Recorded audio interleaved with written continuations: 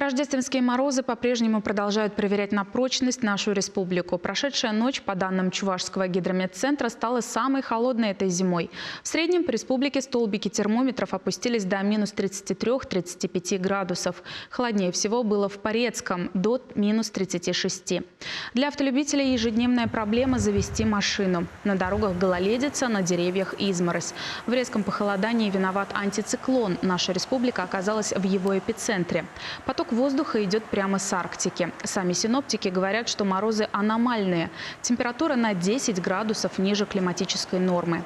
Холодная погода стоит уже пятые сутки. Исторических рекордов нынешние морозы не побили. Похожая погода практически в эти же дни стояла в 2015, 2017, 2021 годах. Но тогда перетерпеть нужно было 1-2 ночи. По данным Республиканского гидрометцентра, антициклон уже начинает отступать на юг, в Казахстан.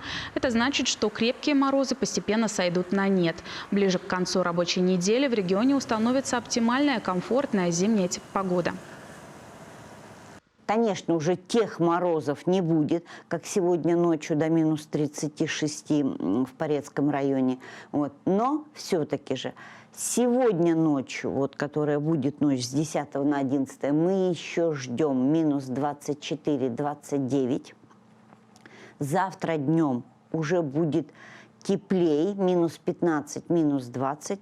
Ну а затем у нас стабильно до конца недели установится такая, ну, действительно зимняя погода. Ночью где-то примерно минус 15, минус 20, а днем минус 7, минус 13.